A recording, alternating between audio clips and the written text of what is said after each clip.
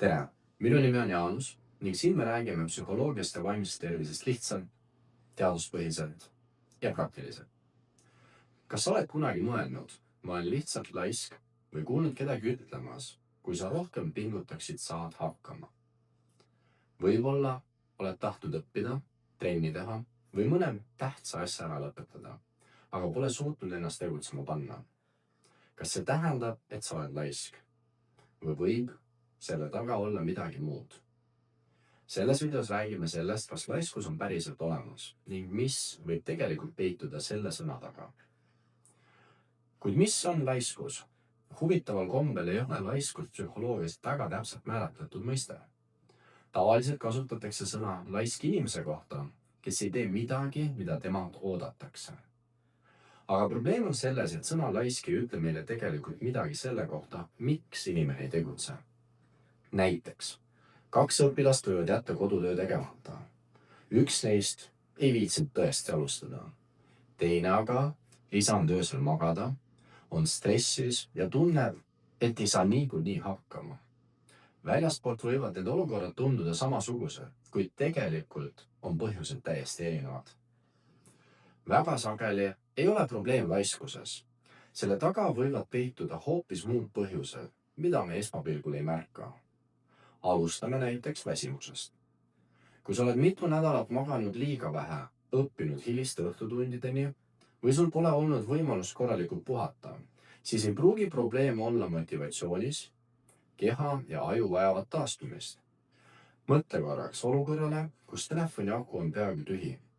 Sa võid vajutada nuppe nii palju kui tahad, aga mingi hetk ei tööta telefon enam normaalselt. Inimese aju töötab sarnaselt. Kui energiat on liiga vähe, muutuvad ka kõige lihtsamad ülesanded raskemaks. Mitte sellepärast, et inimene oleks laisk, vaid sellepärast, et tal lihtsalt ei ole piisavat ressursse. Teine võimalik põhjus on stress. Kui inimene elab pikemat aega pinge all, kulutab see vaimset energiat isegi siis, kui ta parasjagu midagi ei tee. Mõnikord näeb see välja nii, et inimene istub lihtsalt diivanil või kelib telefonis. Kõrvalt vaadates võib tunduda, et ta ei viitsi midagi teha. Tegelikult võib olla tema aju juba terve päev tegelenud muretsemise, probleemide lahendamise või pingega toimetulekuga. Pidev stress ei võta ära ainult head tuju. See vähendab ka keskendumisvõimet, otsustusvõimet ja energiat. Kolmas põhjus võib olla hirm ebaõnnestumise ees. See on eriti levinud noorte seas.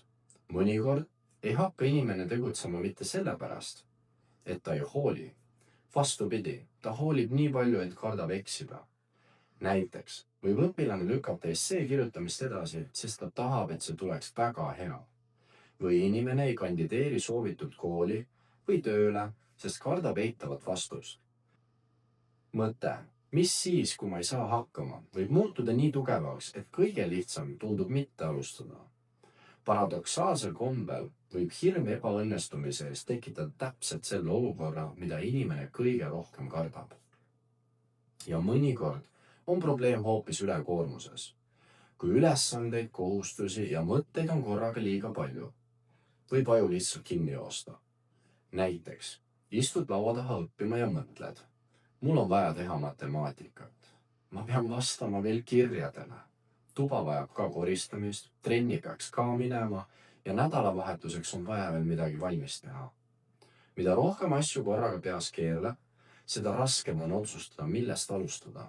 Ja siis juhtub midagi kummalist. Selle asemel, et valida üks väike tegevus ja pihta hakata, ei tee sa lõpuks mitte midagi. Mitte sellepärast, et sa oleks laisk, vaid sellepärast, et aju on saanud korraga liiga palju infot. Kui mõelda nendele põhjustele, siis tekib küsimus, miks me ikkagi nii sageli ennast laisaks nimetame? Meile meeldivad lihtsad vastused. Kui miski ei lähe hästi, on palju lihtsam öelda, ma olen lihtsalt laisk. See on kiire selgitus, mis ei nõua pikemat mõtlemist. Aga probleem on selles, et lihtne vastus ei pruugi olla õige vastus. Kui sa nimetad ennast laisaks, siis sa ei otsi enam tegelikku põhjust. Sa ei küsi endalt küsimusi. Kas ma olen viimasel ajal piisavalt puhanud? Kas ma olen pikemat aega stressis olnud? Kas ma kardan, et ma ei saa hakkama? kas ülesanne tundub nii suur, et ma ei tea, kust alustada? Selle asemel jääb kõlama üks mõte. Ma olen laisk. Ja kui inimene hakkab end piisavalt sageli seda kordama, võib lõpuks ta ka uskuma jääda. Psühholoogias nimetatakse seda sildistamiseks. Me võtame ühe käitumise või ühe olukorra ning muudame selle osaks oma identiteedist. Selle asemel, et öelda, ma lükkan täna õppimist edasi, ütleme me, ma olen laisk inimene. Need kaks lauset kõlavad sarnaselt, kuid nende mõju on väga erinev. Esimene kirjeldab vaid ühte olukorda. Teine kirjeldab seda, kes sa enda arvates oled. Ja kui inimene usub, et probleem on temas endas, mitte olukorras, siis võib muutuste tegemine tunduda palju raskem. Silt võib tunduda lihtne, kuid väga sageli peidab see tegeliku probleemi ära. Ja kui ei näe tegelikku põhjust, on seda ka palju keerulisem lahendada. Järgmine kord, kui tabad end mõttelt, ma olen laisk, proovi küsida endalt 3 küsimust. Kas mul on energiat? Kui vastus on ei, võib probleem olla taastumises, mitte tahtejõus. Kas ma tean täpselt, mida teha? Mõnikord ei takista meid laiskus, vaid segadus. Kas ma kardan midagi? Vahel lükkame tegevust edasi, sest kardame ebaõnnestuda, eksida või pettumust kellegile valmistada. Need küsimused ei lahenda kõiki probleeme, kuid aitavad näha, mis tegelikult pinna all toimub. Kui sellest videost üks mõte meelde jätta, siis see võiks olla järgmine. Inimesed võivad mõnikord olla laisad ja see on täitsa okei. Aga palju sagedamini on tegemist millegi muuga. Väsimuse, stressi, ülekoormuse või hirmuga. Enne kui nimetad end laisaks, küsi endalt, mis mind tegelikult takistab? Sageli peitub vastus just seal.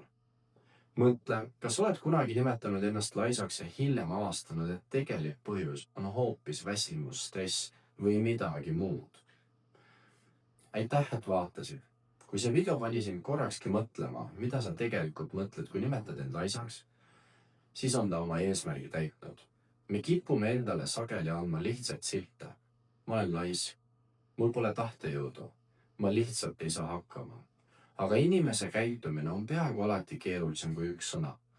Mõnikord on selle taga väsimus, mõnikord stress, mõnikord hirm ebaõnnestuda või lihtsalt tunne, et kõike on saanud liiga palju.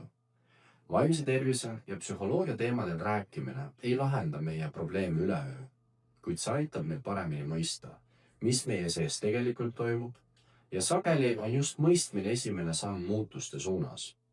Loodan, et said siit vähemalt ühe mõtte, mis aitab sul ennast või kedagi enda ümber natuke paremini mõista. Hoolitse enda eest, ole enda vastu kannatlik ning kohtume juba järgmises videos.